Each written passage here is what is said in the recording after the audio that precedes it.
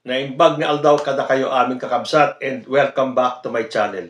Hindi pa rin po natatapos ang usaping impeachment kay Vice President Sara Duterte dahil patuloy pa rin po ang hiling ng taong bayan, ng mas nakararaming taong bayan na ma-impeach si Sara Duterte.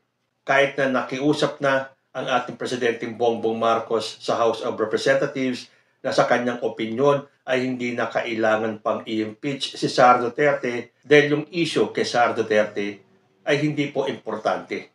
Kung tutusin, masakit po yung sinabing yan ni President Bongbong Marcos that Sara is unimportant at itong nangyayaring kaguluhan na to ay storm in a teacup. Isipin nyo nila yung isang tasa, doon lang nakasentro yung storm o yung bagyo. At ang pangalan ng bagyong yon ay Sara. At ang kanyang nasasakupan lang o yung inaabot ng bagyo ay kasing liit ng tasa.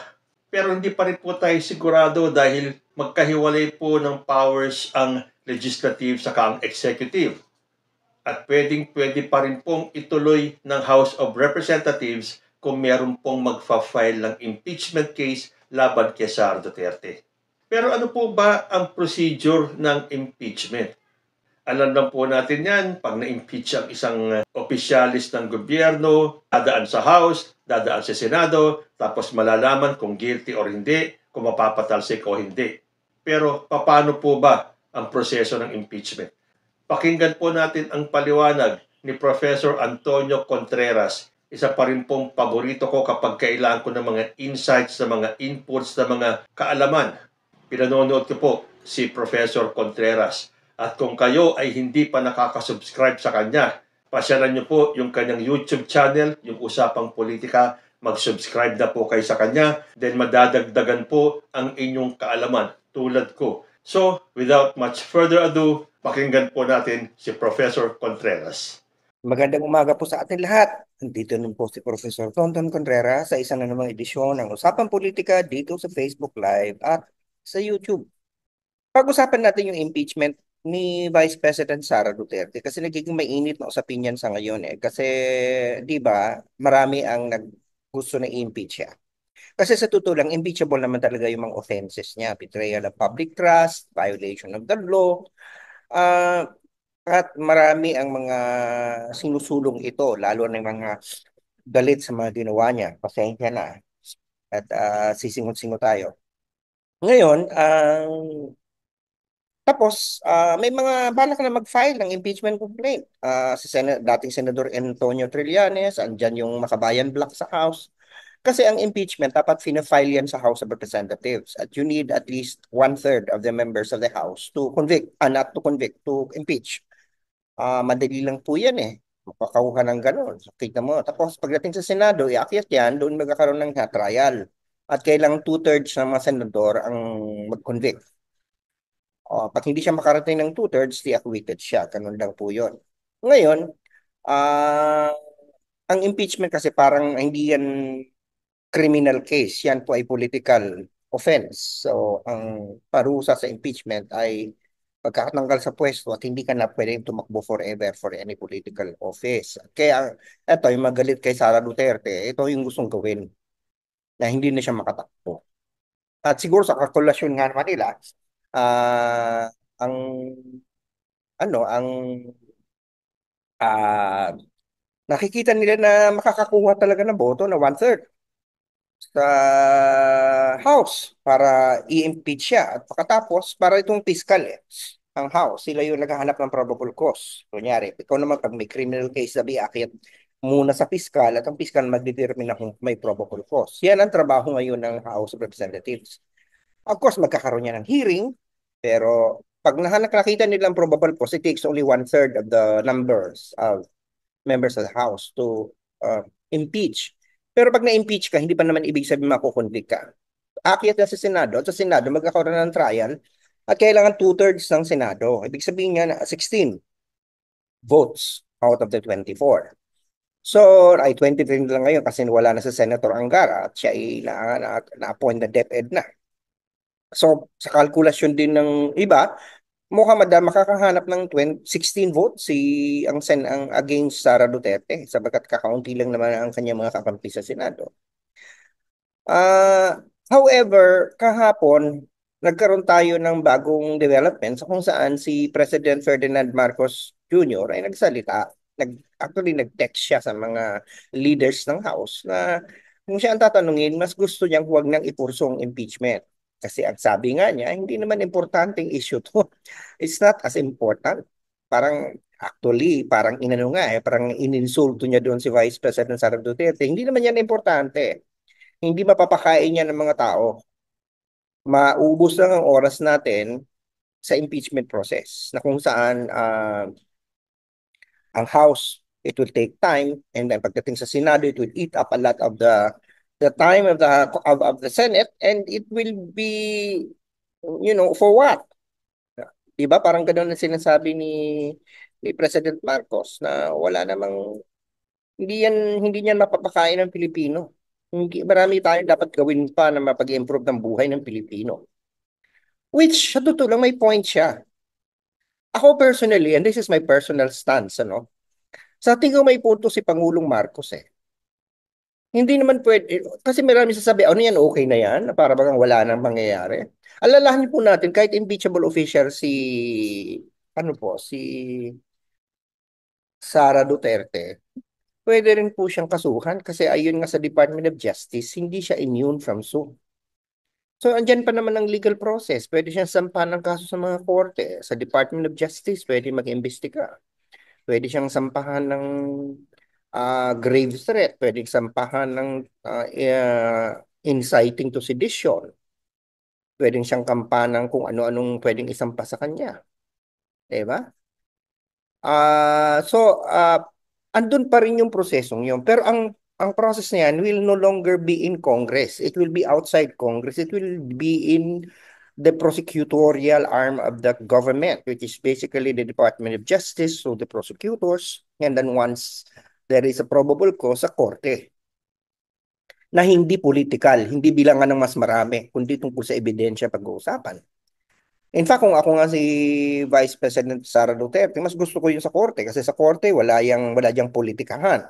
'Di ba? Objective 'yan dapat. 'Di ba? Pagdating sa impeachment, it's a game of numbers yan eh. Political process yan eh. Kahit pa wala kang kasalanan, assuming pag mas marami ang naniniwala na meron kang kasalanan, ay talaga ma-impeach ka at makukonvict ka. Hindi yan issue ng ebidensya lang eh. Issue yan ng political realities. At ang punto kasi dito ganito eh. Pag impeachment, tama nga naman na mauubos ang oras natin. Meron naman tayong soap opera panonoorin. Meron naman tayong abangan. Meanwhile, ang Kongreso mahati ang atensyon. Sa halip na tapusin yung mga panukalang batas na nabibinbin, alalahanin po natin, magkakaroon na ng eleksyon sa Mayo. So, December, January, February, March, April, 5 buwan na lang. Marami pang mga kailangan tapusin mga panukalang batas. Kasi pag hindi nila natapos yan, pag election sa 2025 at magkakaroon ng bagong Congress, di lahat na naman yan, ipa-file na naman. Dadaan na naman sa first reading, second reading. So, mawawala na naman ng panibago na namang cycle yan. So, sa halip na tapusin, ay magkakameron na ng mga uh, distraction ang Congress. At mas maingay, mas partisano, sapagkat ang mga politiko natin sa Congress ay may mga alyansa yan eh. Mas magiging politically divisive kapag ilalagay mo yan sa Congress. At magbibigay pa tayo ng panahon para sa mga supporters ng Vice President Duterte na gamitin ang pagkakataon na yan na sabihin na siya ay pinipersecute, sa halip na pinoprosecute, siya ay pinipersecute. Political persecution ang sasabihin nila dyan. Bagamat sasabihin din naman nila yan pag kahit nasa korte ang kaso. So, ganun din naman ang consequence eh. Kapag siya ay mahatulan ng guilty at ilagyan ng kaakibat na perpetual disqualification from any public office, ay hindi lang sa mga elected position siya disqualified, pati sa mga appointed positions, siya hindi na pwedeng umupo. Diba? So lahat yun ay malinaw na isang correct move. Kasi maraming nagsasabi, ano man yan si Bongbong Marcos, napakaduwag. Actually, hindi karuwagan yun. It's political astuteness.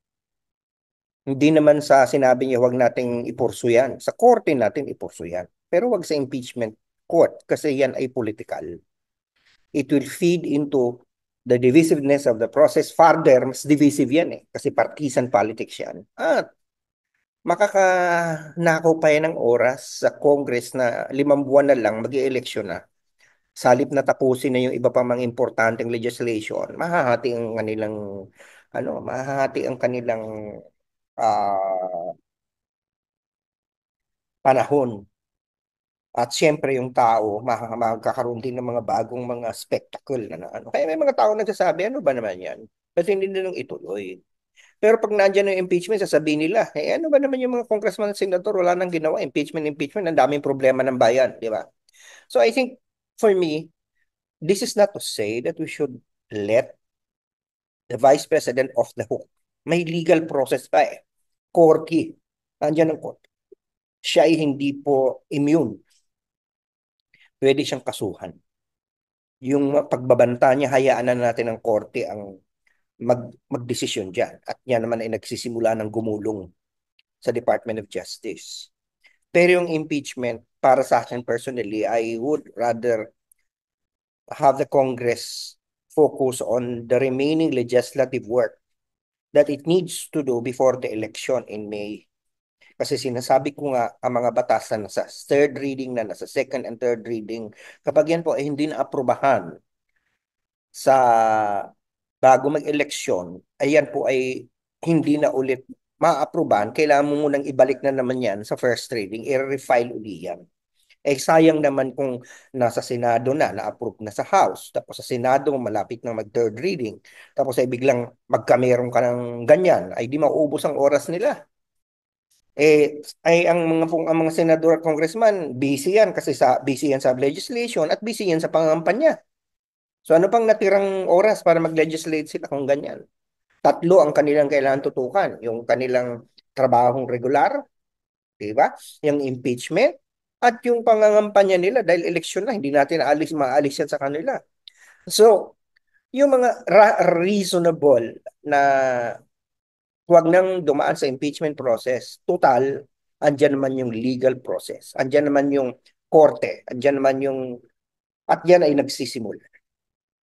Hindi na, hindi naman kailangan, it doesn't mean that just because we are not going to impeach Sara Duterte, because indeed, kung pag-uusapan naman technicality, impeachable yung mga offenses niya. Ay hindi naman porket hindi na siya i-impeach, ay ligtas na siya. Sapagkat andyan pa naman yung mga korte. O sige po, sana po nakapagsilbi ako sa bayan dahil sabi sa akin ng UP Serve the People at sana po nakakapagturo ako sa inyong kaisipan na plus ko yung puso at napabago ang mga panahon sa buhay, lalo-lalo na sa usapang politikal. Dahil sabi sa akin ng Lasal, teach mind, touch hearts, at transform lives. At kahit sa panahon dito ng politika na napakamatindi ang divisiveness, sana po mag-maintain tayo ng objectivity and rationality. Huwag tayo masyado pa dalos-dalos sa mga pinupost natin, sa mga sinasabi natin. Kasi the moment you post something, hindi mo na madaling mabawi yan, it's digital. Kahit i-delete mo yan, meron na yan digital footprint at baka mapahama ka pa. Madaling makipag-away sa panahong ito. Madaling mambanta, madaling magbigay ng kung ano ng mga sinasabi. But this is merely politics. Di ba yung nag-aaway ako, tapos makita mo na lang, magbati na yung mga tao. Parang gano'n. Parang ikaw yung nagalit na galit. Diba? Tapos yung mga tao na mga pinagtatanggol mo, ayun, nagbati na sila. Diba? I-blinak mo yung kaibigan mo, tapos makita mo yung dahilan ng pagbablock mo. Abo yun, magkasama na yung dalawang politiko sa same party. Hindi ba? Huwag nating itapon ang mga relasyon natin just because of politics. Usapang politika tayo dito, pero kasama na dito yung usapang katwiran at usapang pagiging objective at maayos. Sige pa. So ayan, sa paliwanag ni Antonio Contreras, will you still go for impeachment? Dahil sabi ko nga sa inyo, ako gusto kong ma-impeach si Sara Duterte. Si Professor Contreras, mas gugustuhin niyang idaan sa korte. Ang kinatatakot kasi natin mga loyalista ay paano kung ituloy ni Sara Duterte yung kanyang banta. At kung may mangyari kay President Bongbong Marcos, sino ang makikinabang? si Sara Duterte. Kahit na sinasabi niya na ano daw ang kanyang magiging pakinabang kung mawala si President Bongbong Marcos. Hindi ba naman kaipokritahan yun? Alam na alam niya na kapag may nangyari kay President Bongbong Marcos, siya ang papalit. So ano ang gugustuhin nyo? Isang political procedure? Dahil kapag natuloy yung impeachment na yan, lalo lang sasabihin ni Sara Duterte na siya ay pine-persecute politically. Kung idadaan sa korte, hindi na maiistorbo ang House at ang Senate at patuloy ang kanilang magiging trabaho. Pero siyempre, nasa sa inyo yan. Impeach or not to impeach Sara Duterte. Comment lang po down below at magbabalik ang usapang Tito Manny. Diyos ti Agnina.